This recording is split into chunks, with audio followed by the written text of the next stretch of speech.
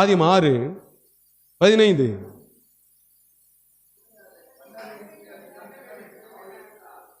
வாசிங்க பிரதர், வாசிங்க பிரதர். பேழையின் நீளம் 300 முழமும். எல்லாம் சொல்லுங்க. என் குடும்பத்தை நடத்த வேண்டியது எப்படி என்று கர்த்தர் சொல்லுகிறார். நீங்க இந்த பைபிளை விட்டுட்டு நிறைய பேர் ஐயா என்ன குறிச்சு ஆண்டவர் என்ன வச்சிருக்காரு நீங்க சொல்லுங்க ஐயா அப்படின்னு. அவர் என்ன ஜோசியக்காரர்? அவரு ஆண்டவர் இங்க எழுதி வச்சிருக்கிறாரு நீ யாருன்றது. நீங்க செலவு பண்ணி அவங்க வீட்டு வாசல்ல காத்திருக்க வேண்டிய தேவையில்லை. ஒருத்தர் உங்க வீட்டு வாசல்ல காத்திருக்கிறாரு. இதோ வாசற்படியில் நின்று உன் கதவை வேற உள்ள வந்து உன்னோட நான் போஜனம் பண்றது ரெடியா இருக்கிறேன் உன்னை வாழ வைக்கிறதுக்கு. இதை விட்டுட்டு நாம போய் யார் வீட்டுக்கு வாசல்லே நின்று அவங்க வீட்டு கதவை தட்டிட்டு உட்காந்துருக்குங்க. அதான் சொல்றாரு பாருங்க, நீ காப்பாற்ற வேண்டிய விதத்தை பண்ண வேண்டிய விதம் என்ன அப்படின்றத சொல்றாரு. நீ அதை பண்ண வேண்டிய விதம் என்னவென்றால், பேழையின் நீளம் 300 முழம். 300 முழம்னா அடியில் எவ்வளவு வரும்?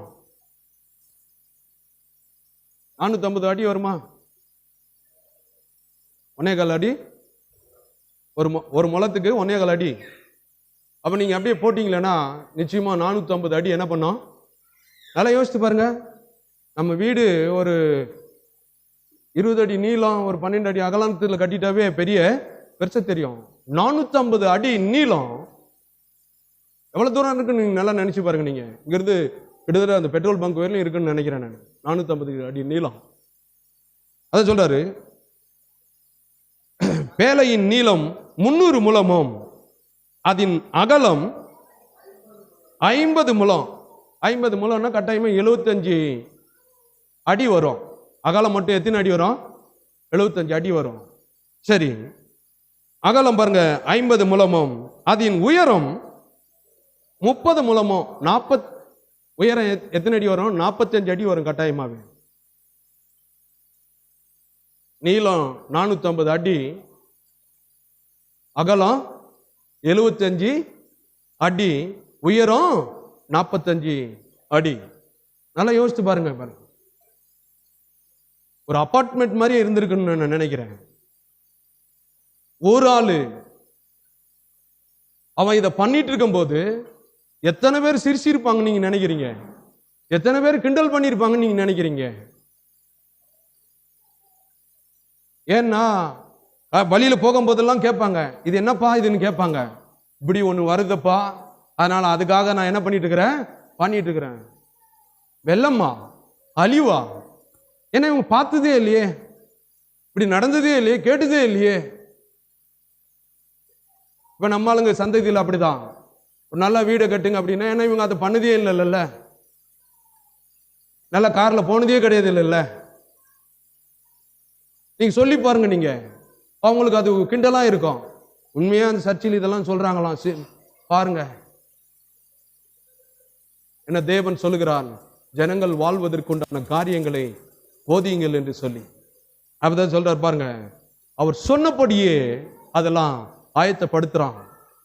ஒத்த ஆளு, ஒரு மனுஷன் எத்தனை கோடி ஆயிருக்குமோ.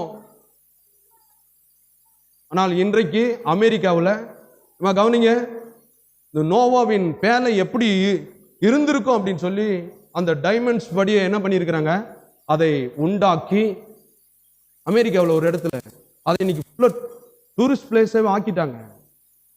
நோவா பாருங்க, பைபிள்ல எத்தனை அடி, எத்தனை நீளம், என்ன இது எல்லாம் ஸ்டெப் பை ஸ்டெப்பா அதுல படிச்சுட்டு பைபிள்ல என்னென்ன மிருகம் உள்ள இருந்துச்சு அதன் அடிப்படையில என்ன பண்ணிருக்காங்க, எல்லாம் பல கோடி ரூபாய் செலவு பண்ணி அவனுங்க பைபிள்ல ஒரு இன்ச்சு கூட மாறாம பண்ணியிருக்காங்களாம்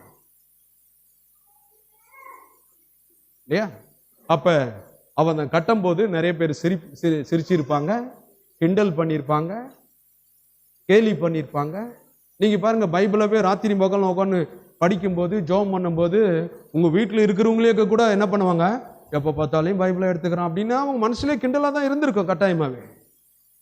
எப்ப பார்த்தாலையும் வார்த்தையை தான் பேசுறான். அழிவு வர போறதுக்கும் வார்த்தை தான் பேசுறான், காப்பாத்துறதுக்கும் வார்த்தை தான் பேசுறான்.